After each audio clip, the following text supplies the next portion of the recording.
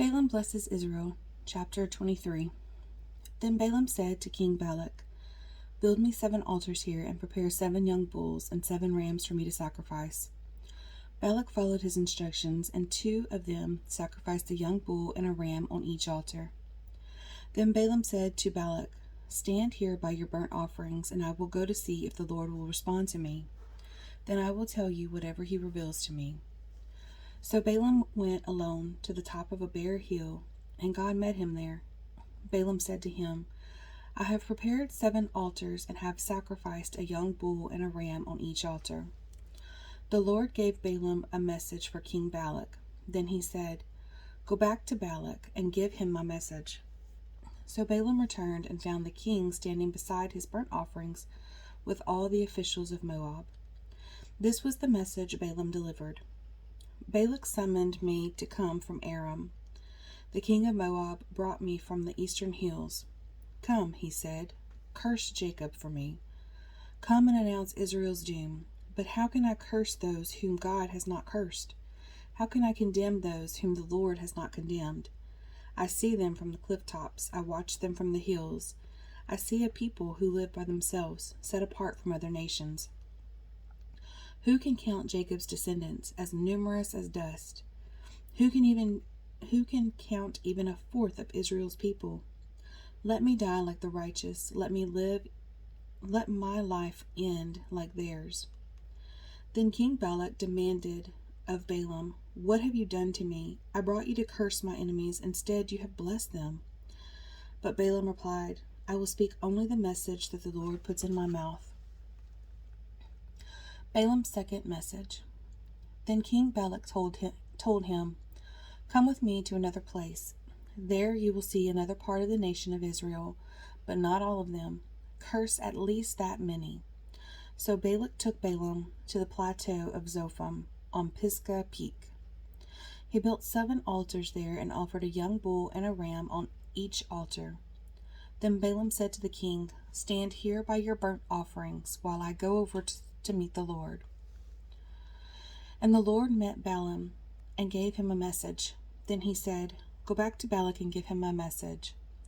So Balaam returned and found the king standing beside his burnt offerings with all of the officials of Moab. "What did the Lord say?" Balak asked eagerly. This was the message Balaam delivered. "Rise up, Balak, and listen. Hear me, son of Zippor. God is not a man, so he does not lie. He is not human, so he does not change his mind. Has he ever spoken and failed to act? Has he ever promised and not carried it through? Listen, I received a command to bless. God has blessed, and I cannot reverse it. No misfortune is in his plans for Jacob. No trouble is in store for Israel. For the Lord their God is with them. He has been proclaimed their king. God brought them out of Egypt. For them he is as strong as a wild ox. No curse can touch Jacob. No magic has any power against Israel. For now it will be said of Jacob, what wonders God has done for Israel. These people rise up like lioness, like a majestic lion rousing itself. They refuse to rest until they have feasted on prey, drinking the blood of the slaughtered." Then Balak said to Balaam, "Fine, but if you won't curse them, at least don't bless them."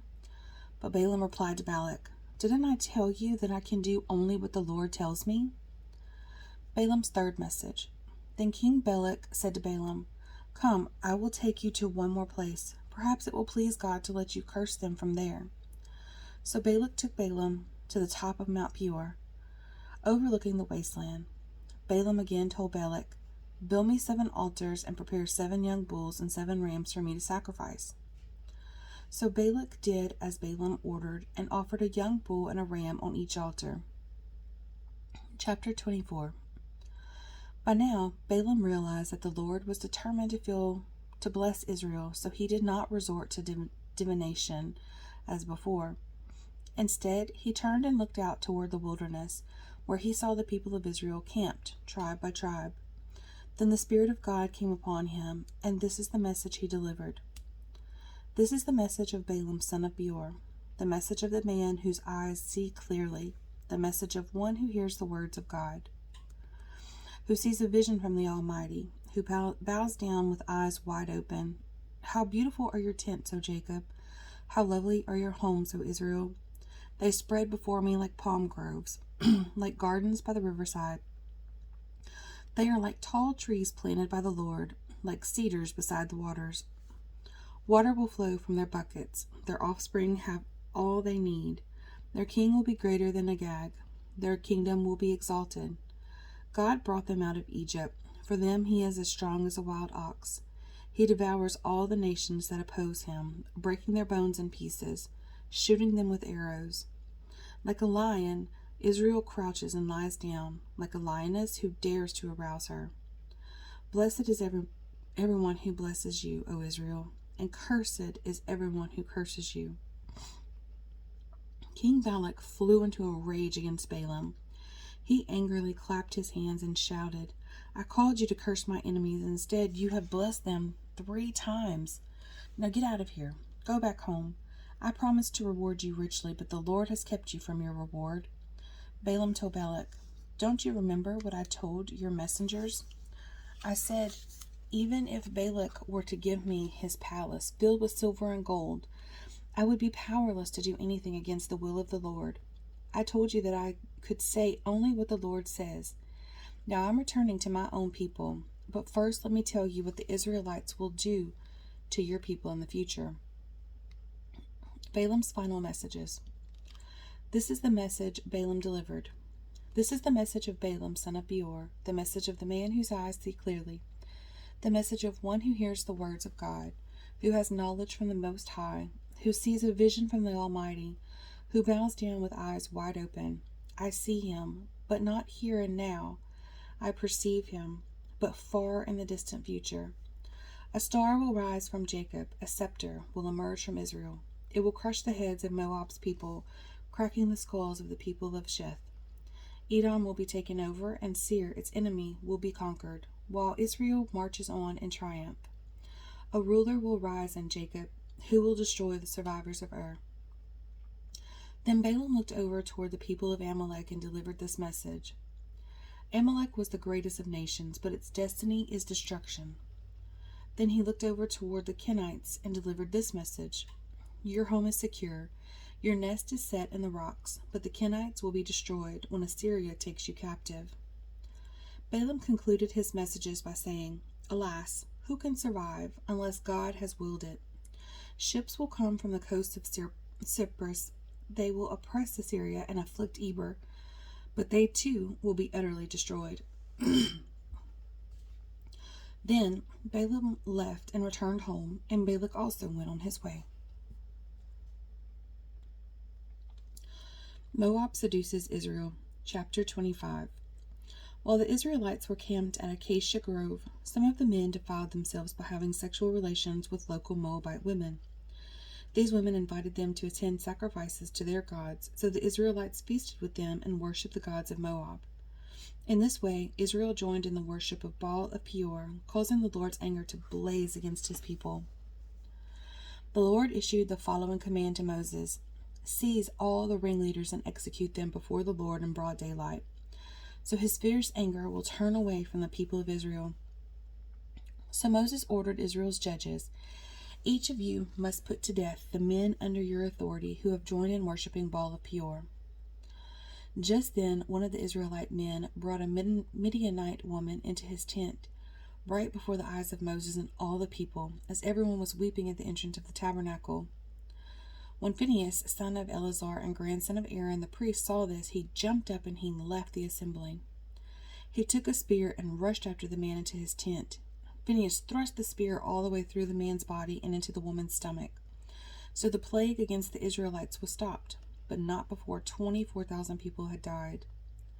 Then the Lord said to Moses, Phinehas, son of Eleazar and grandson of Aaron the priest, has turned my anger away from the Israelites by being as zealous among them as I was.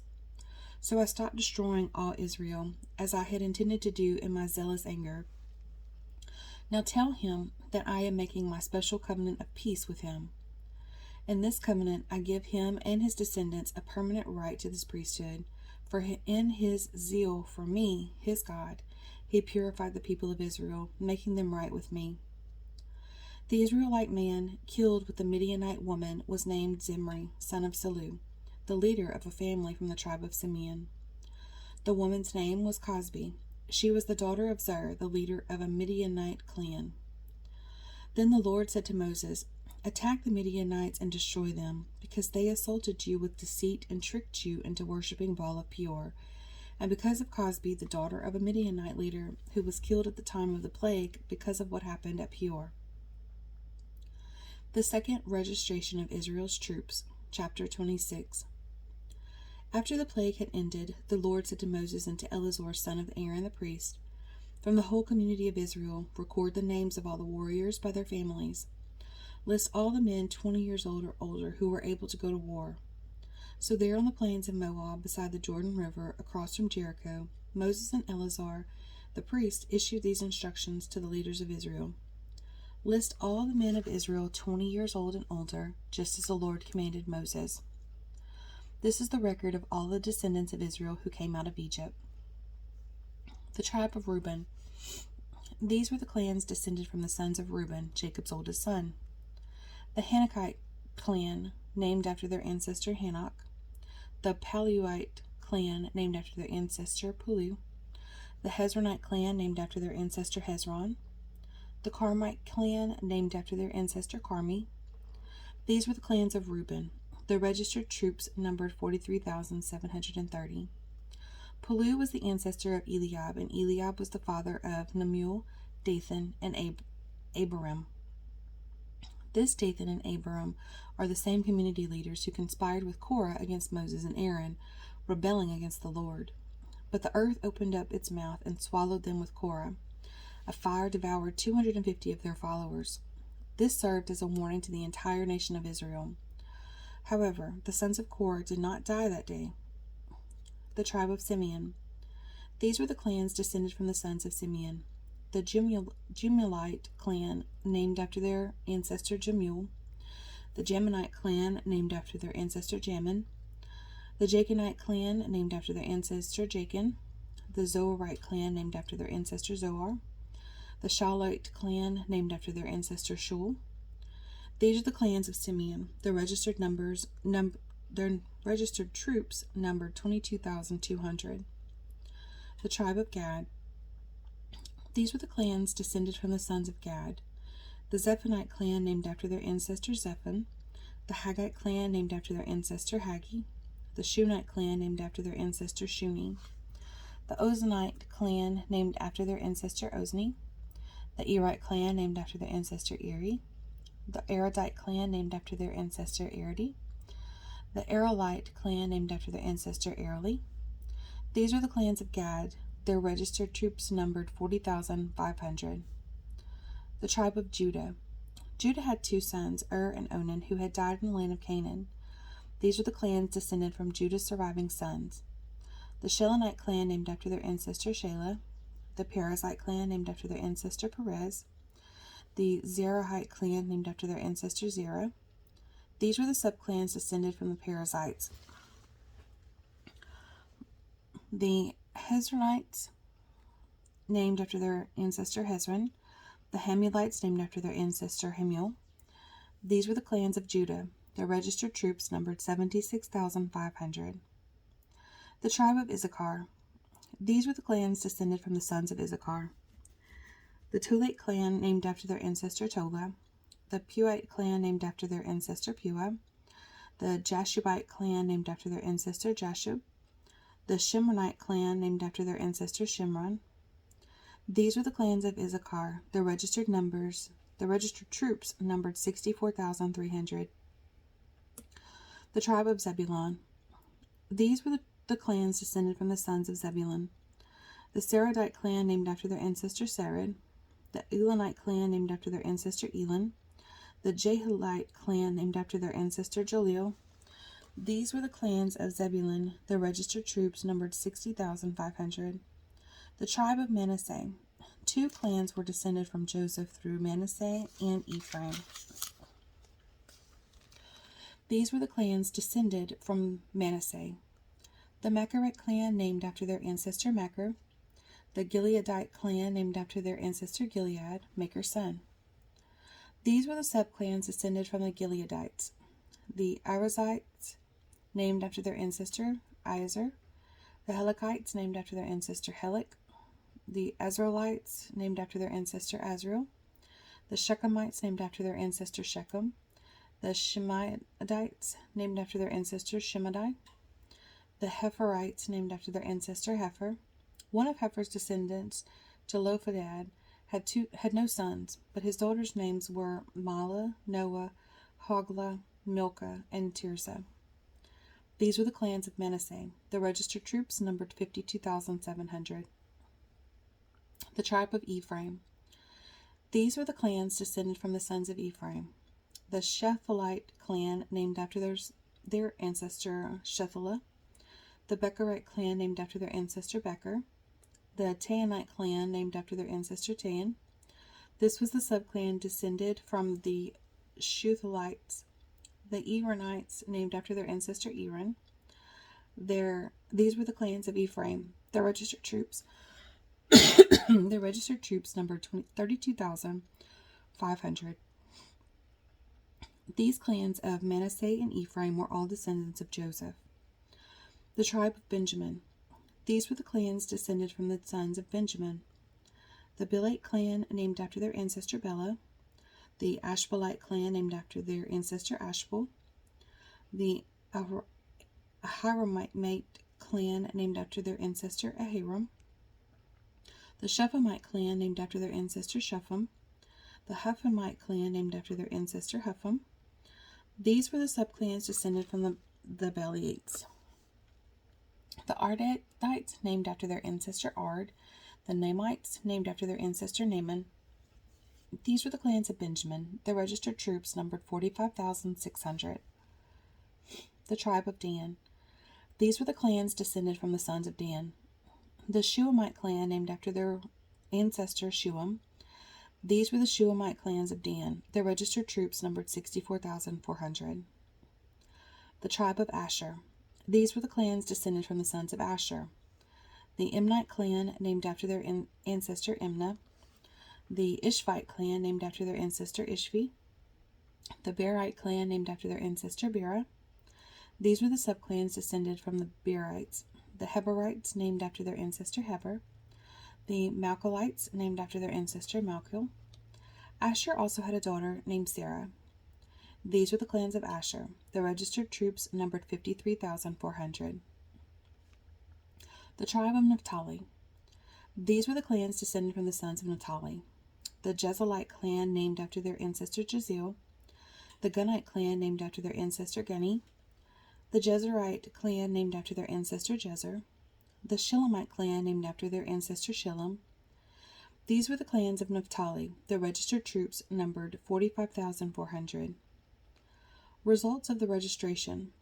In summary, the registered troops of all Israel numbered 601,730. Then the Lord said to Moses, "Divide the land among the tribes and distribute the grants of land in proportion to the tribes' populations, as indicated by the number of names on the list. Give the larger tribes more land and the smaller tribes less land, each group receiving a grant in proportion to the size of its population. But you must assign the land by lot and give land to each ancestral tribe according to the number of names on the list. Each grant of land must be assigned by lot among the larger and smaller tribal groups." The tribe of Levi. This is the record of the Levites who were counted according to their clans. The Gershonite clan, named after their ancestor Gershon. The Kohathite clan, named after their ancestor Kohath. The Merarite clan, named after their ancestor Merari. The Libnites, the Hebronites, the Malites, the Mushites, and the Korahites were all subclans of the Levites. Now Kohath was the ancestor of Amram, and Amram's wife was named Jochebed. She also was a descendant of Levi, born among the Levites in the land of Egypt. Amram and Jochebed became the parents of Aaron, Moses, and their sister Miriam. To Aaron were born Nadab, Abihu, Eleazar, and Ithamar. But Nadab and Abihu died when they burned before the Lord the wrong kind of fire, different from than he had commanded. The men from the Levite clans who were 1 month old or older numbered 23,000, but the Levites were not included in the registration of the rest of the people of Israel because they were not given an allotment of land when it was divided among the Israelites. So these are the results of the registration of the people of Israel as conducted by Moses and Eleazar the priests on the plains of Moab beside the Jordan River across from Jericho. Not one person on this list had been among those listed in the previous registration taken by Moses and Aaron in the wilderness of Sinai. For the Lord had said of them, "They will all die in the wilderness." Not one of them survived except Caleb, son of Jephunneh, and Joshua, son of Nun. The daughters of Zelophehad, chapter 27. One day, a petition was presented by the daughters of Zelophehad, Mahlah, Noah, Hoglah, Milcah, and Tirzah. Their father, Zelophehad, was a descendant of Hepher, son of Gilead, son of Machir, son of Manasseh, son of Joseph. These women stood before Moses, Eleazar the priest, the tribal leaders, and the entire community at the entrance of the tabernacle. "Our father died in the wilderness," they said. "He was not among Korah's followers who rebelled against the Lord. He died because of his own sin, but he had no sons. Why should the name of our father disappear from this clan just because he had no sons? Give us property along with the rest of our relatives." So Moses brought their case before the Lord, and the Lord replied to Moses, "The claim of the daughters of Zelophehad is legitimate. You must give them a grant of land along with their father's relatives. Assign them the property that would have been given to their father, and give the following instructions to the people of Israel. If a man dies and has no son, then give his inheritance to his daughters. And if he has had no daughter either, transfer his inheritance to his brothers. If he has no brothers, give his inheritance to his father's brothers. But if his father has no brothers, give his inheritance to the nearest relative in his clan. This is a legal requirement for the people of Israel, just as the Lord commanded Moses." Joshua chosen to lead Israel. One day the Lord said to Moses, "Climb one of the mountains east of the river and look out over the land I have given the people of Israel. After you have seen it, you will die like your brother Aaron, for you both rebelled against my instructions in the wilderness of Zin. When the people of Israel rebelled, you failed to demonstrate my holiness to them at the waters. These are the waters of Meribah at Kadesh in the wilderness of Zin." Then Moses said to the Lord, "O Lord, you are the God who gives breath to all creatures. Please appoint a new man as leader of the community. Give them someone who will guide them wherever they go and will lead them into battle. So the community of the Lord will not be like a sheep without a shepherd." The Lord replied, "Take Joshua son of Nun, who has the Spirit in him, and lay your hands on him. Present him to Eleazar the priest before the whole community, and publicly commission him to lead the people. Transfer some of your authority to him, so the whole community of Israel will obey him. When direction from the Lord is needed, Joshua will stand before Eleazar the priest, who will use the Urim, one of the sacred lots cast before the Lord, to determine his will. This is how Joshua and the rest of the community of Israel will determine everything they should do." So Moses did as the Lord commanded. He presented Joshua to Eleazar the priest and the whole community. Moses laid his hands on him and commissioned him to lead the people, just as the Lord had commanded through Moses. The Daily Offerings, chapter 28. The Lord said to Moses, "Give these instructions to the people of Israel. The offerings you present are special gifts as a pleasing aroma to me. They are my food. See to it that they are brought at the appointed times and offered according to my instructions. Say to the people, this is a special gift you must present to the Lord as your daily burnt offering. You must offer 2 one-year-old male lambs with no defects. Sacrifice one lamb in the morning and the other in the evening. With each lamb you must offer a grain offering of 2 quarts of choice flour mixed with 1 quart of pure oil of pressed olives. This is the regular burnt offering instituted at Mount Sinai as a special gift, a pleasing aroma to the Lord. Along with it, you must present the proper liquid offering of 1 quart of alcoholic drink with each lamb, poured out in the holy place as an offering to the Lord. Offer the second lamb in the evening with the same grain offering and liquid offering. It, too, is a special gift, a pleasing aroma to the Lord. The Sabbath offerings. On the Sabbath day, sacrifice 2 one-year-old male lambs with no defects. They must be accompanied by a grain offering of 4 quarts of choice flour, moistened with olive oil, and a liquid offering. This is the burnt offering to be presented each Sabbath day, in addition to the regular burnt offering and its accompanying liquid offering. The monthly offerings. On the first day of each month, present an extra burnt offering to the Lord of 2 young bulls, 1 ram, and 7 one-year-old male lambs, all with defects. These must be accompanied by grain offerings of choice flour moistened with olive oil, 6 quarts with each bull, 4 quarts with the ram, and 2 quarts with each lamb. This burnt offering will be a special gift, a pleasing aroma to the Lord. You must also present a liquid offering with each sacrifice, 2 quarts of wine for each bull, 1/3 of a gallon for the ram, and 1 quart for each lamb. Present this monthly burnt offering on the first day of each month throughout the year. On the first day of each month, you must also offer 1 male goat for a sin offering to the Lord. This is in addition to the regular burnt offering and its accompanying liquid offering. Offerings for the Passover. On the 14th day of the first month, you must celebrate the Lord's Passover. On the following day, the 15th day of the month, a joyous 7-day festival will begin, but no bread made with yeast may be eaten. The first day of the festival will be an official day for Holy Assembly, and no ordinary work may be done on that day. As a gift, you must present a burnt offering to the Lord, 2 young bulls, 1 ram, and 7 one-year-old male lambs, all with no defects. These will be accompanied by grain offerings of choice flour moistened with olive oil, 6 quarts with each bull, 4 quarts with the ram, and 2 quarts with each of the 7 lambs. You must also offer a male goat as a sin offering to purify yourselves and make yourselves right with the Lord. Present these offerings in addition to your regular morning burnt offering.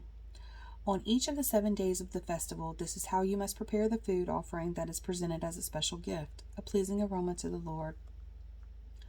These will be offered in addition to the regular burnt offerings and liquid offerings.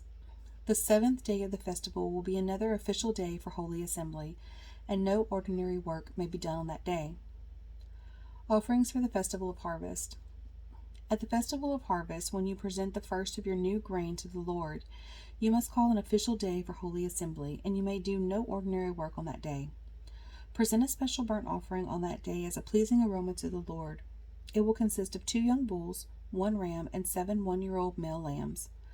These will be accompanied by grain offerings of choice flour moistened with olive oil, 6 quarts with each bull, 4 quarts with the ram, and 2 quarts with each of the 7 lambs. Also, offer 1 male goat to purify yourselves and make yourselves right with the Lord. Prepare these special burnt offerings along with their liquid offerings in addition to the regular burnt offering and its accompanying grain offering. Be sure that all the animals you sacrifice have no defects.